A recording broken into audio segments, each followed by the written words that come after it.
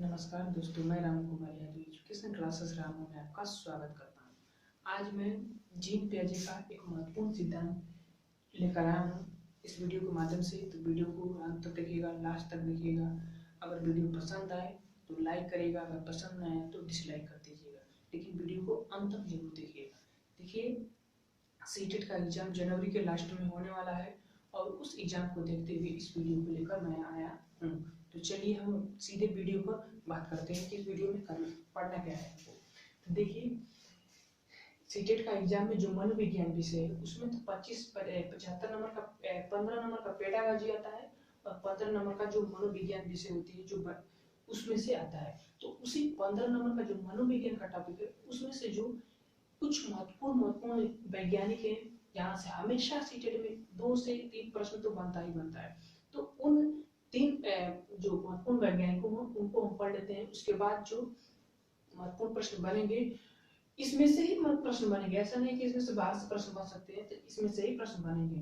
तो देखिए, पहले होता क्या है कि पहले हम जीन पियाजे को पढ़ेंगे, उसके बाद कोहलर को पढ़ेंगे, कोहलर का नैतिक विकास का सिद्धांत, फिर वाइगोस्की का पढ़ेंगे, फिर वाइगोस्की को पढ़ने के बाद चोम्स्की को पढ़ेंगे, भाषा विकास का सिद्धांत। देखिए, भाषा विकास का सिद्धांत जीन पियाजे का भी पढ़ना है, वाइगोस्की का भी पढ़ना है और चोम्स्की का भी पढ़ना है। तो वो अलग विषय में, मतलब इन सभी लोगों का तुलना कर हम बाद में पढ़ेंगे।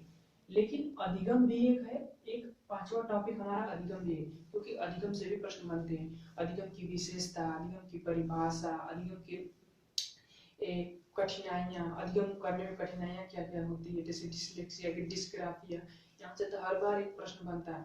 तो इस चीजों को अधिगम के टॉपिक में हम पढ़ेंगे। और जो बाल विकास का टॉपिक है उसको हम ज्यादा, वो लंबा विषय है तो उसको हम क्योंकि समय कम है तो उस पर हम ज्यादा फोकस नहीं करेंगे। तो ये पहला मैं वीडियो लेकर आया हूँ और इसमें जीन पियाजे के कुछ शब्द हैं, उस शब्दों को समझेंगे, इनकी परिभाषाएं हैं कुछ, उसको समझेंगे। और इसके बाद हम जीन पियाजे की अवस्थाएं जो दी हैं, संज्ञानात्मक विकास की अवस्थाएं, उसको हम पढ़ेंगे। फिर उसके बाद इनका भी नैतिक विकास का सिद्धांत दिया गया है तो उसको भी पढ़ेंगे। तो कम से कम समझिए कि 3 से 4 वीडियो इन पर, जीन पियाजे पर बनेगा, जो कि मैं कल तक ये 3 से 4 वीडियो अपलोड कर दूंगा यूट्यूब पर। तो देखिए, अब चलते हम स्टार्ट करते हैं जीन पियाजे। देखिए, जीन पियाजे है क्या है। देखिए, जीन पियाजे स्विट्जरलैंड के एक मनोवैज्ञानिक हैं और ये जो जीन पियाजे हैं ये स्विट्जरलैंड के हैं और ये जंतु मनोवैज्ञानिक है। ठीक, ये जंतुओं को प्रयोग करते थे अपने। और ये जो संज्ञानात्मक विकास का सिद्धांत है, इन्होंने अपने ही पुत्र, 3 पुत्र थे इनके, तो अपने ही पुत्र पर इन्होंने प्रयोग किया अपनी पत्नी के साथ मिलकर, और इन्होंने संज्ञानात्मक विकास का सिद्धांत दिया। ठीक, इन्होंने किस चीज का सिद्धांत दिया? संज्ञानात्मक विकास का सिद्धांत। ठीक, अब होता क्या है कि देखिए, पहले चीज समझिए संज्ञान होता क्या है। देखिए, संज्ञान का मतलब होता है कि जो आप अपने दिमाग से सोचते हैं, जो भी चीज सोचते हैं, चाहे वो गलत हो या सही हो, वही संज्ञानात्मक है। तो अब इनका मतलब ये है कि संज्ञानात्मक विकास का सिद्धांत दिया, तो इसका मतलब ये हुआ कि इन्होंने, जब कोई बालक छोटे से बड़ा बड़ा होता है तो उसके जो मानसिक है उसमें कैसे कैसे बदलाव आती है, उसी चीजों को इन्होंने अपने संज्ञानात्मक विकास के सिद्धांत में बताया है। अब देख लीजिए, कुछ महत्वपूर्ण पॉइंट है। इस संज्ञानात्मक विकास के सिद्धांत के कुछ उपनाम है, जैसे कि भौतिक विकास का सिद्धांत, इसको कह सकते हैं संज्ञानात्मक विकास के सिद्धांत को। फिर विकासात्मक सिद्धांत, ठीक, इसको कह सकते हैं, और विकासीय अवस्था का सिद्धांत। इसका 3 नाम है, जो कि तीनों नाम परीक्षा में पूछा गया है। प्रीवियस ईयर के पेपर में जब आप इसको देखेंगे तो ये पूछा गया है। तो ये चीज याद रखिएगा कि भौतिक विकास का सिद्धांत जीन पियाजे ने ही दिया था, विकासात्मक सिद्धांत जीन पियाजे ने दिया था, और विकासीय अवस्था का सिद्धांत जीन पियाजे ने दिया था। तो ये तो संज्ञानात्मक विकास के उपनाम हो गए। अब देखिए, जब इन्होंने अपने बच्चों पर प्रयोग करके कुछ इन्होंने शब्द दिए थे, जैसे ये शब्द मैंने आप लोगों के सामने लिखा हूँ। अभी मैं संज्ञानात्मक विकास की अवस्था पर नहीं गया हूँ, इसके बाद वाली वीडियो जो आएगी वो संज्ञानात्मक विकास की अवस्था होगी जीन पियाजे की। तो ये हम शब्द हैं। इन्होंने पहला शब्द दिया था मानसिक संरचना। अब देखिए, मानसिक संरचना को समझते हैं कि मानसिक संरचना होती क्या है। जैसे हम कहते हैं कि जब कोई व्यक्ति जन्म लेता है और जन्म के बाद जो कुछ भी देखता है, जो कुछ भी सुनता है, उससे उसकी मानसिक संरचना में विकास होता है। जैसे छोटा बालक होता है, अब वो जन्म होता है तो इस दुनिया के बारे में वो अनजान होता है ना, इस दुनिया के बारे में वो कुछ नहीं जानता है, क्या गलत है, क्या सही है, क्या अच्छा है, क्या मतलब कुछ भी नहीं जानता, एकदम जीरो होता है। तो उसके बाद जब वो धीरे धीरे छोटा बड़ा होता जाता है तो वो नई नई चीजों को देखता रहता है, तो जिससे क्या होता है उसको ही मानसिक संरचना कहते हैं।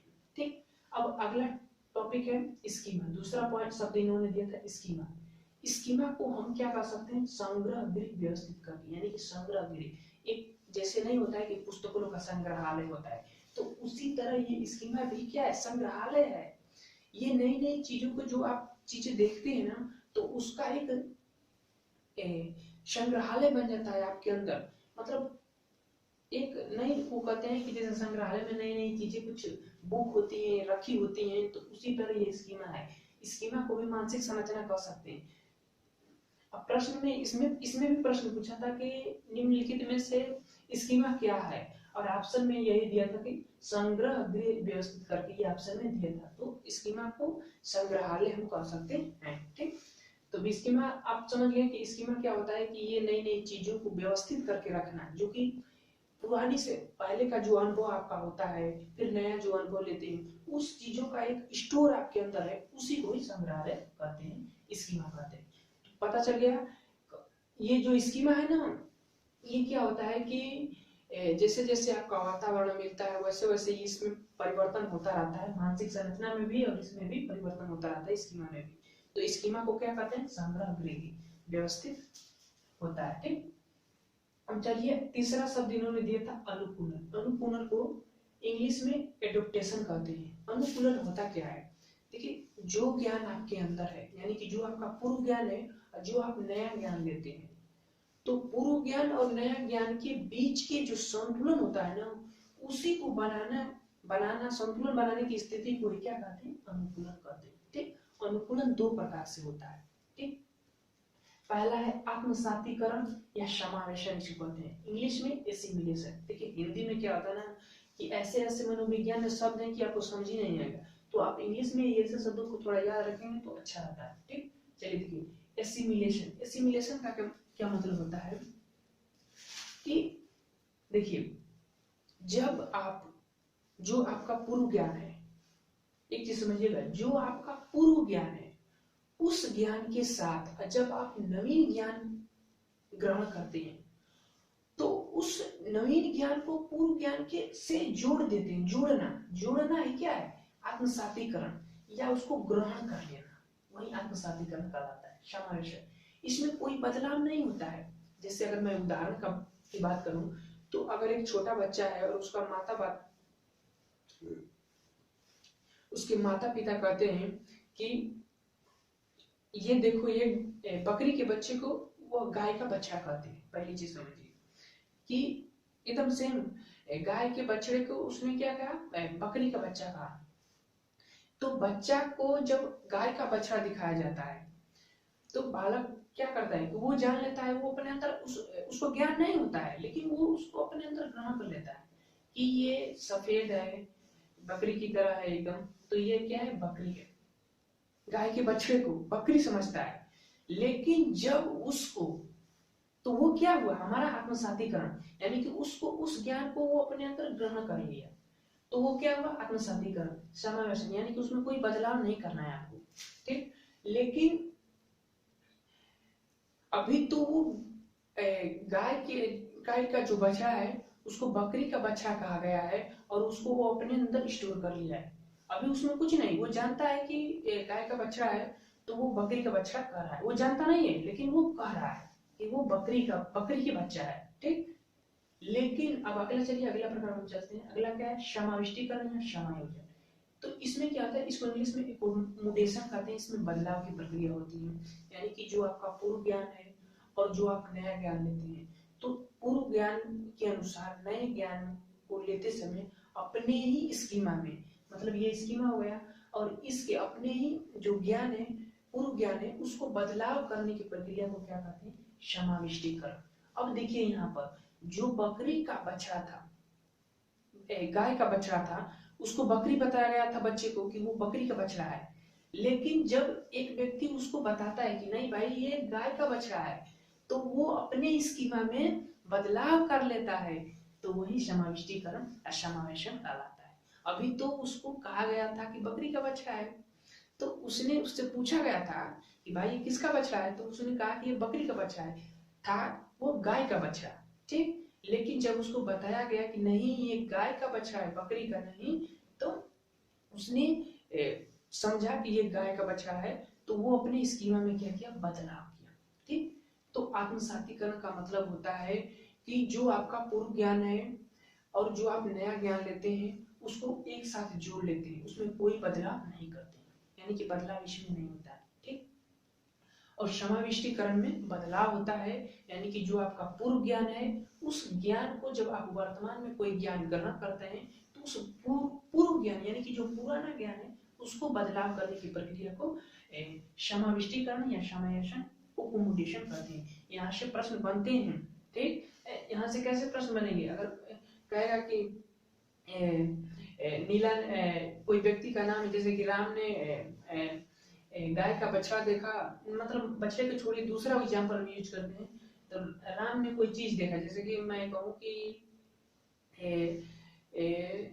मान लीजिए मैं किस एग्जाम्पल का प्रयोग करूं, मान लीजिए रस्सी रस्सी रस्सी शब्द का प्रयोग कर लेते हैं। तो जब कोई व्यक्ति ने रस्सी देखा तो रस्सी को उसने सांप सांप समझ लिया, तो वो क्या किया, रस्सी को सांप समझ लिया, लेकिन जब वो रस्सी रस्सी को उसने सांप समझ लिया, देखिए सांप रस्सी की तरह होता है, ठीक। लेकिन उसका स्कीमा क्या है कि सांप ऐसा ही होता है रस्सी की तरह, तो उसने सांप को रस्सी समझ लिया, रस्सी को सांप समझ लिया, लेकिन जब उसने जाना कि नहीं ये रस्सी है, तो उसने अपने स्कीमा में बदलाव किया और उसने सीख लिया, तो ये आत्मसातीकरण और ये समाविष्टीकरण हो गया, ठीक। इतना चीज समझ लीजिएगा। अब चलिए कुछ इन्होंने शब्द बोले थे अपने परिभाषाओं के रूप में, तो ये बहुत ही महत्वपूर्ण है, ये जितने मैं शब्द लिखा हूँ ये एग्जाम में डायरेक्टली ऐसे बनते हैं, ठीक। इन्होंने पहला शब्द कहा था कि बच्चे दुनिया के बारे में अपनी समझ का सृजन करते हैं, ठीक। बनी बच्चे आजाद होते हैं और वो अपनी दुनिया के बारे में अपने समझ का सृजन करते हैं, तो ये पहला शब्द। दूसरा शब्द इन्होंने कहा था बच्चे की सोच गुणात्मक रूप से वयस्कों से भिन्न होती है, ठीक। जो बच्चों की सोच होती है वो वयस्कों से गुणात्मक रूप से भिन्न होती है, दूसरा शब्द इन्होंने कहा था। तीसरा शब्द कहा था कि बच्चा एक नन्हा वैज्ञानिक है और अपने ज्ञान का रचना वो खुद करता है, ठीक। देखिए ये जो जितने भी शब्द है ना ये सब परीक्षा में पूछे गए हुए शब्द हैं, तो आप इस चीजों को याद कर लीजिएगा। चौथा शब्द है हमारा कि बच्चों का चिंतन वयस्कों से प्रकार में, वयस्कों से क्या करा है, प्रकार में भिन्न होते हैं बजाय मात्रा के। मात्रा उनकी सब बराबर ही होती है लेकिन सोच सिर्फ उनकी भिन्न होती है प्रकार में, ठीक। इनकी एक पुस्तक है, पुस्तक का नाम है language of thought of a child, इनकी ये पुस्तक है, इन्होंने बच्चों के बारे में इस पुस्तक में व्याख्या किया है पूरी विस्तार से, ठीक। अब देखिए यहाँ चीज देखिए लैंग्वेज एंड थॉट, तो लैंग्वेज एंड थॉट किनकी है, तो वाइगोस्की की पुस्तक है, लेकिन language and thought of a child Jean पियाजे की पुस्तक है, तो इस चीज को आप समझ लीजिएगा। और लास्ट पॉइंट है हमारा कि बच्चे के संज्ञानात्मक विकास को सबसे अच्छे तरीके से परिभाषित किया जा सकता है। ये प्रश्न है बच्चे के संज्ञानात्मक विकास को सबसे अच्छे तरीके से आप कहाँ परिभाषित कर सकते हैं, इस चीज को आपको बताना है। तो जो बच्चे का संज्ञानात्मक विकास है उसको सबसे अच्छी तरह से अगर बात किया जाए तो विद्यालय और कक्षा में ही परिभाषित किया जा सकता है। तो ये वीडियो था संज्ञानात्मक विकास का सिद्धांत जीन पियाजे का पार्ट 1 था। पार्ट 2 में इनकी हम अवस्था को लेकर आएंगे, संज्ञानात्मक विकास की अवस्था को, और पार्ट 3 में जो है इनके हम नैतिक विकास को लेकर आएंगे। तो 3 पार्ट कम से कम तो इनके बनाएंगे ही, और इसके बाद फिर हम कोहलर पर चले जाएंगे, कोहलर का नैतिक विकास लाएंगे, और फिर वाइगोस्की चोम्स्की अधिगम के बारे में। तो ये इन जो ये जितने भी टॉपिक है, मैं जीन पियाजे कोहलर वाइगोस्की चोम्स्की अधिगम, तो ये जितने भी टॉपिक है बस आप इतने ही पढ़ लीजिए सीटेट के लिए, क्योंकि ज्यादा पढ़ने से कोई फायदा नहीं है। प्रश्न इन्हीं से पूछता है। अभी प्रीवियस ईयर यानी कि पिछले ईयर का एग्जाम जो हुआ था उसमें वाइगोस्की से 3 प्रश्न पूछा था, तो ये तो हम लोग कह नहीं सकते कि 3 ही प्रश्न इस बार में पूछे, लेकिन 1 से 2 तो प्रश्न पूछता है इन हर मनोवैज्ञानिकों से। तो मेरा प्रयास ये कैसा लगा, अच्छा लगा तो पसंद आए तो लाइक करें, शेयर करें, और ये ज़्यादा से ज़्यादा दोस्तों के पास शेयर करिएगा ताकि इस वीडियो को देखेंगे लोग। तो चलिए अब हम नेक्स्ट वीडियो को बनाने जा रहे हैं। Thank you for watching this video. Thank you.